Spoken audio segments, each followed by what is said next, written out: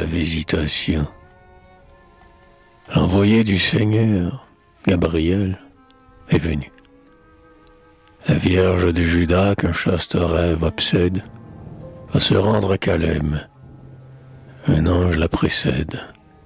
Il conduira ses pas jusqu'au bourg inconnu.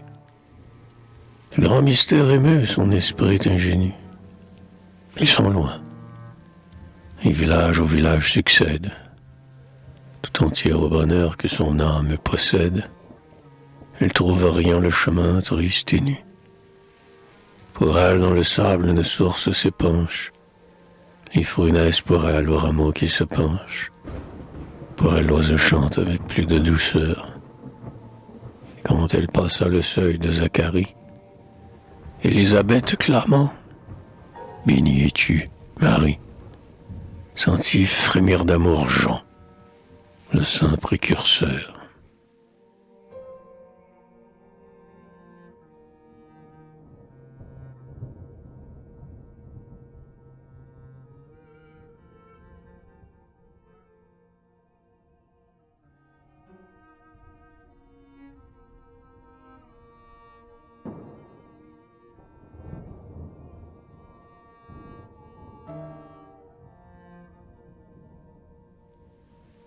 Jouet divin. Des outils étaient là. Ciseaux, compas, bédane. Joseph, à l'établi, ciselait un coffret pour y mettre l'encens que Nazareth offrait sur l'autel des parfums devant le pontife Anne. Aïeul est dans un champ qu'on moissonne. Elle glane. Jésus travaille aussi. Pensif, le pauvret. Il s'arrêtait souvent. On nous dit qu'il souffrait de voir les copeaux d'or se tordre sous la plane. La Vierge s'approcha, son grand œil bleu songeait. Elle demande enfin, quel est donc cet objet que votre main novice, ô mon Jésus, façonne? Le doux enfant, penché sur son morceau de bois, répond en même temps que l'outil d'acier sonne. C'est un jouet divin. Il faisait une croix.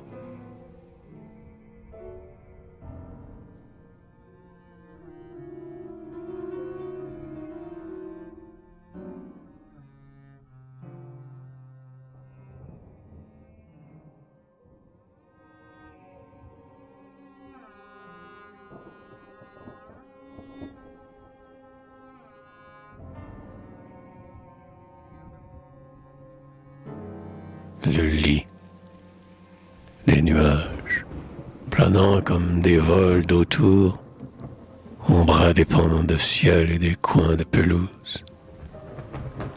Nazareth regardait, souriante et jalouse. Ses filles vers le puits s'en allaient tour à tour. Attendant de l'époux le fidèle retour, sur la pierre du toit veillait la chaste épouse. Judas, qui devait être, un jour, parmi les 12, jouait avec Jésus sur les prés d'alentour. Un lit dans la verdure ouvrait son blanc calice. L'enfant Dieu lui sourit. L'autre, dans sa malice, s'en va de son pied nu froidement le briser. Et Jésus, tout chagrin de ce plaisir farouche, prend la fleur et la porte à sa divine bouche. Le lit garde toujours le parfum du baiser.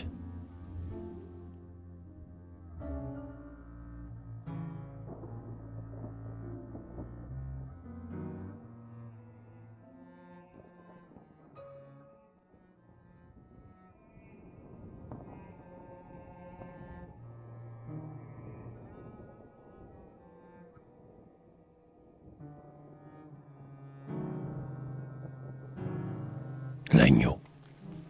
Quelle parole ardente arrive des déserts, quel ascète nouveau prêche la pénitence. D'où vient-il? Savez-vous son nom, son existence? Sa sagesse confond les juifs les plus disers. Comme autrefois Élie enlevé dans les airs, il brise des cœurs durs la longue résistance. La foule qui le suit demande avec instance: est-ce le Dieu d'Abraham, notre Dieu, que tu sers? Es-tu, dit-elle encore, le premier des prophètes? Et lui prêche toujours: que vaut ce que vous faites, si le feu des remords ne vous a desséché? Or, Jésus traversait les âpres solitudes. Jean le voit, le devine, et crie aux multitudes: voici l'agneau de Dieu qui remet les péchés.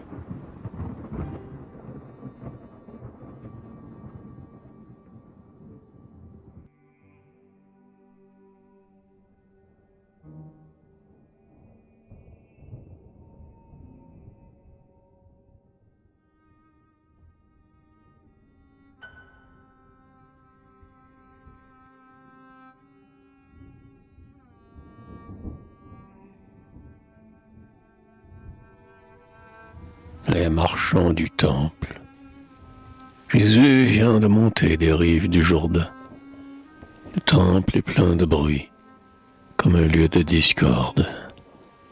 Les marchands, les docteurs, la foule, inicorde, changent en un comptoir le marbre du gradin. Le maître, tout d'abord, laisse voir son dédain. Mais il songe à son père, et sa miséricorde ne les protège plus. Il s'arme d'une corde, et chasse des parvis ce commerce mondain.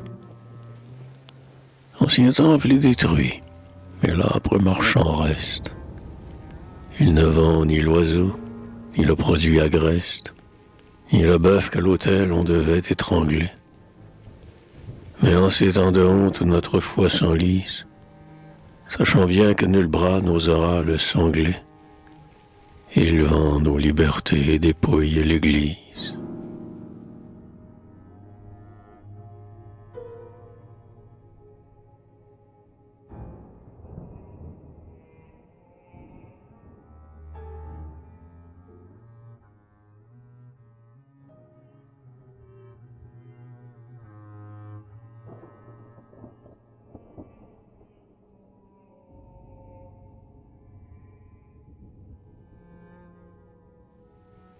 Magdeleine, ô scandale!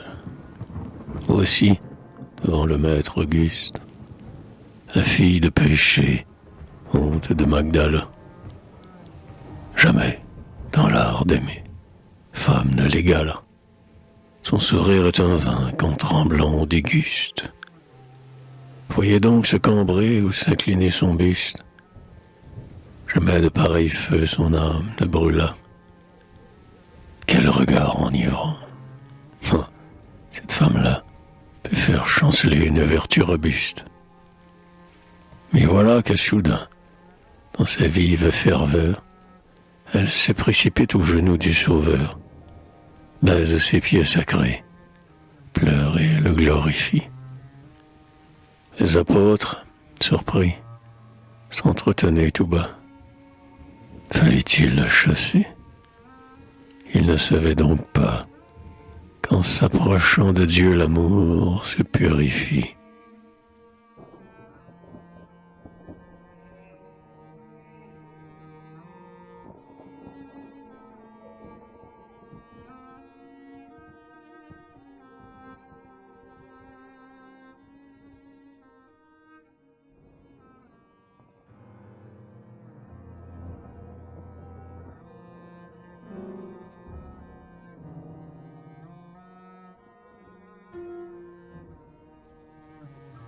Le puits de Jacob, à Sichem où, tremblant, les vil peuple se range pour laisser chevaucher le féroce turban. À Sichem où jadis fleurissait le Liban, où la cime des monts semblait l'or d'une frange. Jacob a fait creuser, victorieux de l'ange, un puits où descendrait le cèdre du Liban. C'était pour ses troupeaux, quand quand il eut de Laban vaillamment repoussé la haineuse phalange. Or, un jour, une femme y vint puiser de l'eau. Le midi rayonnait. Le prophète nouveau, Jésus, était assis sur l'antique margelle. « Femme, j'ai soif, dit-il. » Elle, d'un regard vif, scrute cet étranger, et d'un mot le flagelle. « Je suis samaritaine et j'ai pitié d'un juif. »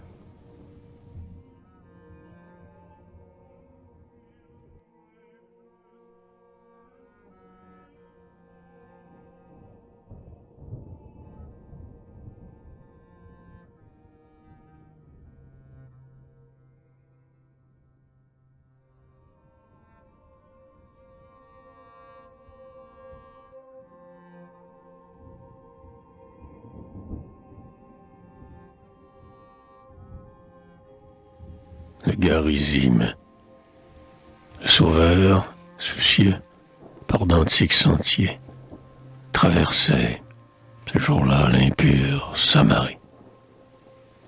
Et c'était l'heure chaude où la brise charrie, sur son aile de feu, le parfum des dattiers. Chez les Samaritains et chez les Juifs altiers, la haine des aïeux ne semblait pas tarie.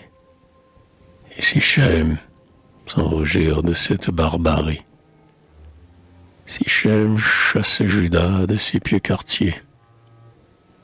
Mais qu'importe le piège et la sombre manœuvre, l'heure est sonnée enfin de commencer son œuvre.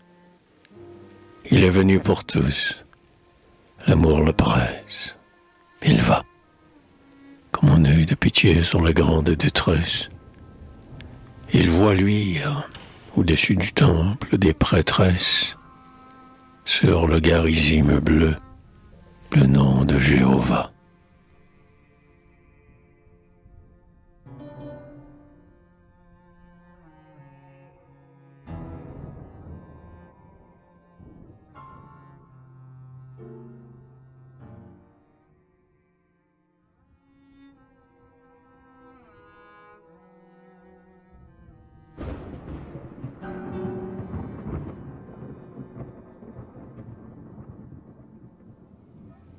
La Samaritaine, vers le puits de Jacob, elle s'en vint alors, un vase sur la tête, aux pieds d'humbles sandales. Son œil rêveur cherchait les amoureux dédales, où s'étaient profanés les charmes de son corps. Un homme était au puits, et ravissant dehors les murs. Mais, pourtant, malgré ces longs scandales, tout Saint-Temple, elle aurait baisé les froides dalles, plutôt que de l'aimer d'un pudique transport. Passant mystérieux venu de la Judée, il lui parla longtemps. Elle, la dégradée, se sentait défaillir sous l'œil qui la scrutait. Comment voyait-il donc tant de choses en elle? Était-il le prophète? En vain elle luttait. Des pleurs de repentir luirent dans sa prunelle.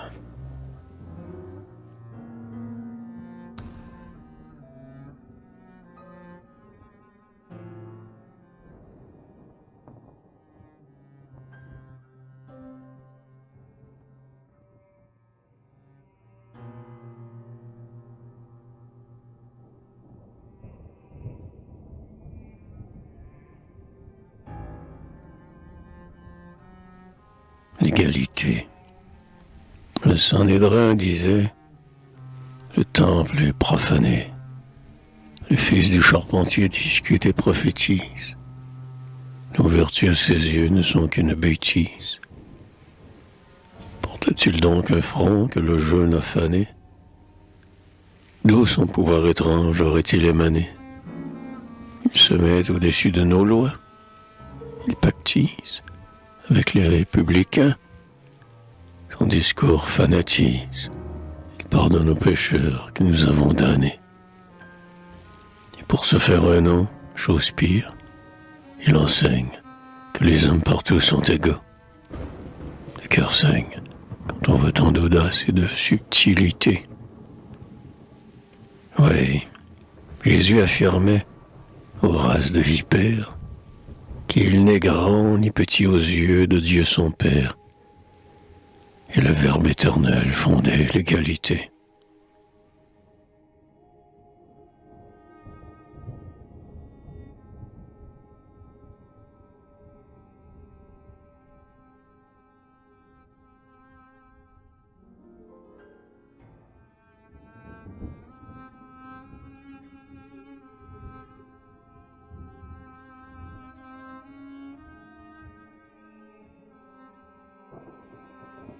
Le fil de la Vierge. Le Sanhédrin ourdi d'un complot satanique. Et je ne sais comment vous vous garantirez. Ne pensez pas, mon fils, que vous convertirez tout docteur si jaloux de leur loi tyrannique. Ainsi parlait la Vierge à son doux fils unique. S'il le faut, reprit-elle, hélas, vous partirez. J'ai le tissu nouveau que vous revêtirez, et moi-même, Jésus, coudrai votre tunique. Mais j'y songe, comment? Je n'ai fil ni denier, un fil d'argent flottait au souffle printanier. Il s'en vint effleurer la sainte créature. Elle allait le saisir. Jésus sourit. Déjà, la tunique était faite. Elle était sans couture. Dans l'air, le fil brillant depuis l'or voltigea.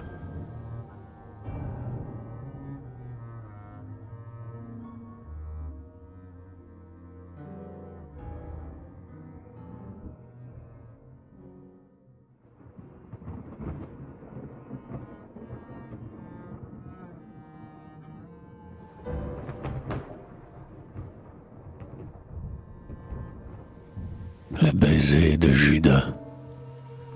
Une lune sanglante au ciel noir s'allumait. Les oliviers, perçant une étrange harmonie, paraissaient sangloter. Puis, comme une ironie, des voix chantaient au loin.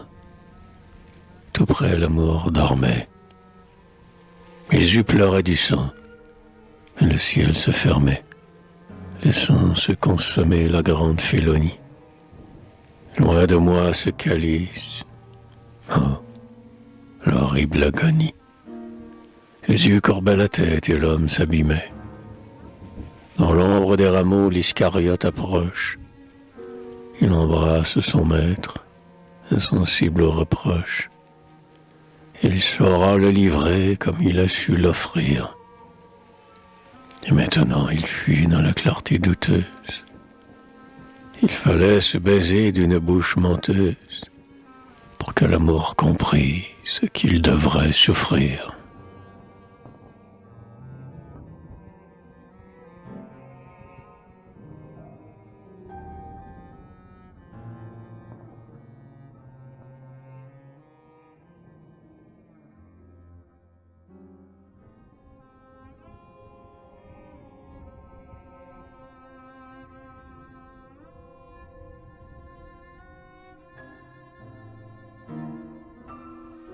Sur la croix, Pilate a peur des Juifs et devient leur complice. Voilà l'homme, dit-il, qu'il meure, ce faux roi, clame le Sanhédrin en invoquant sa loi. Il s'est dit fils de Dieu, que la loi s'accomplisse. Puis, dans un trou béant la croix lourdement glisse, le Christ mourant pardonne. On l'apostrophe. Et quoi? N'es-tu pas Dieu? Descends et nous croirons en toi. Mais il reste cloué sur le bois du supplice. Et le Juif s'applaudit de l'avoir défié. Or, sur le Golgotha, le doux crucifié, dans un nimbe éclatant, depuis lors se profile. Et parce qu'il n'est pas descendu de la croix, Depuis lors, devant lui, l'humanité défile, fléchissant les genoux et s'écriant « Je crois ».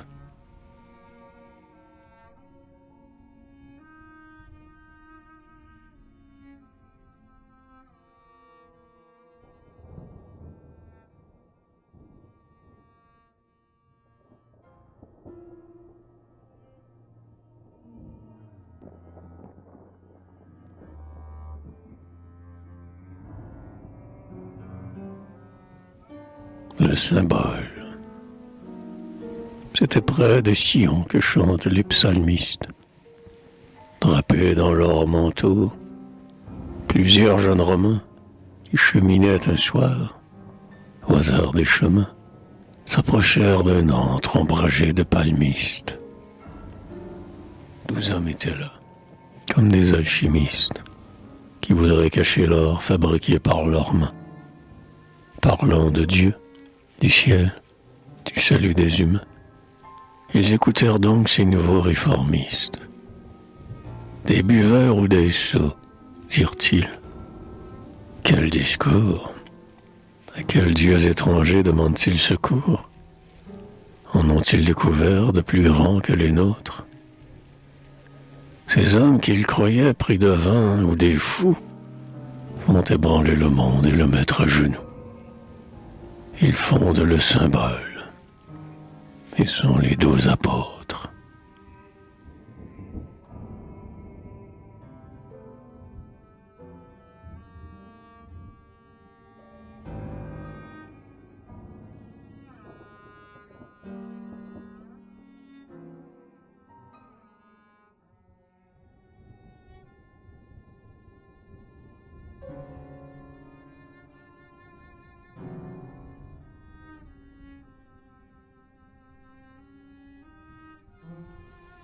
Les ressuscités, vous paraissiez bien morts, les uns couverts de fleurs, les autres sous les plis d'un sinistre suaire. Vous alliez un par un à l'immense suaire, le marbre de vos fronts était mouillé de pleurs.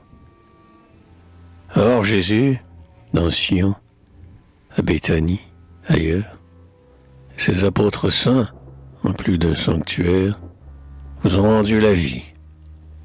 Après l'obituaire, aux instants d'outre-tombe ont-ils été meilleurs? Avez-vous dégusté la coupe des délices? N'avez-vous pas souffert quelque brûlant supplice?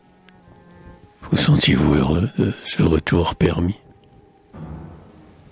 Mais cette éternité si grande et si nouvelle, vous n'avez cependant rien dit qui la révèle. Dans vos étroits tombeaux, n'étiez-vous qu'endormis?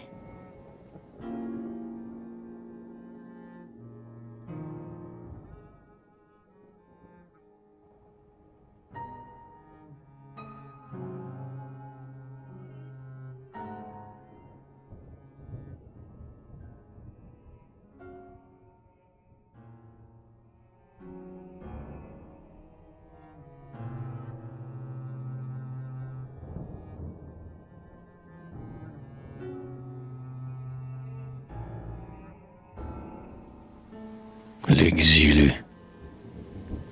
Les Juifs avaient fait peur à ce lâche juriste. Dans l'ennui de l'exil, au lointain Dauphiné, il errait sombre et seul comme un contaminé, et les remords rongeaient son âme d'égoïste. Il suivait sous les bois les bêtes à la piste, et honteux, devant l'homme il fuyait obstiné. À l'enfer éternel était-il destiné? Car rien ne déridait sa face pâle et triste. Il croyait voir du sang dégoûter de ses mains, et, courant comme un fou, loin de tous les chemins, il cherchait une source où se laver en hâte. Mais l'eau coulait en vain, la souillure restait.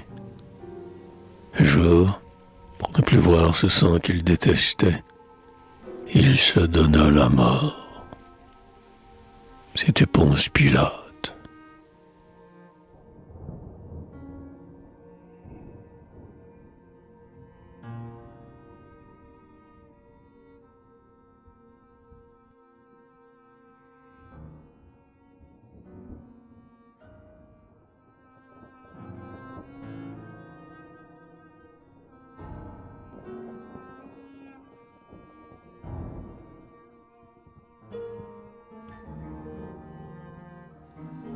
Hérodiade.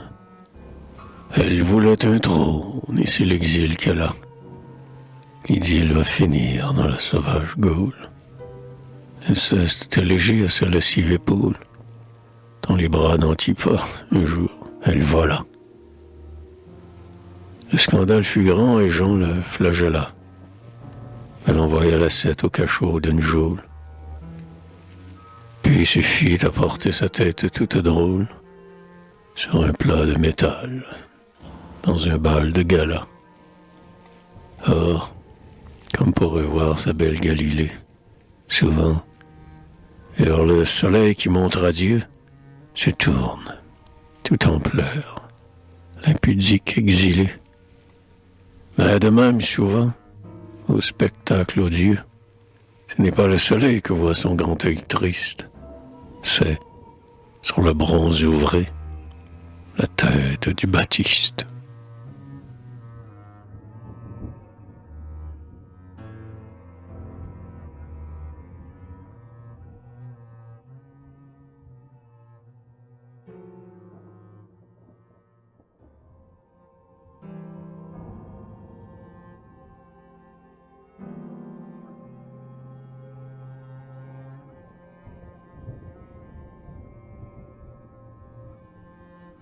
Jésus, as-tu l'ennui du ciel, comme un feu lent qui ronge? As-tu les palmiers, alors que tu souffrais, t'inviter au repos sous leurs ombrages frais? Le vent baisait ton front hanté d'un triste songe. Ton amour fut si grand qu'il parut un mensonge, et peu de ces humains pour lesquels tu t'offrais te répondent, Jésus, par des dévouements vrais. Qui sait l'ingratitude où parfois l'âme plonge? Le siècle te maudit en de pompeux discours, mais le désirité t'appelle à son secours. La foi l'éclaire mieux qu'une page savante. Je crois en ta parole, ô Maître, et me soumets. Je veux te suivre, moi. Je suis pris d'épouvante quand je songe combien ne te suivront jamais.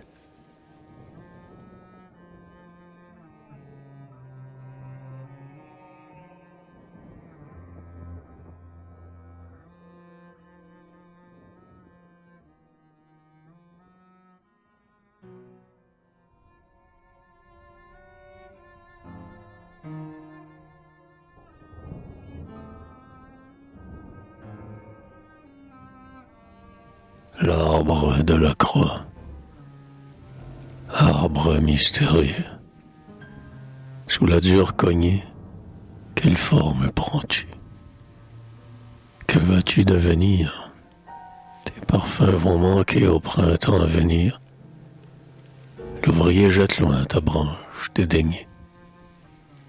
Qui saura de quel feu ta cime est baignée? De ton ombrage frais qui va se souvenir. Au vieil âge béni, tu n'as pu parvenir. Et l'injure, arbre mort, ne t'est pas épargné. Quoi? Tu renais toujours, bel arbre mutilé. Dans le ciel obscurci, ton fait a scintillé, comme, au-dessus des monts, un astre qui se lève. Sur ton écorce heureux d'un signe s'est gravé. Voici qu'un sang divin est devenu ta sève, et ton ombre s'étend partout. Ô Crux, Ave.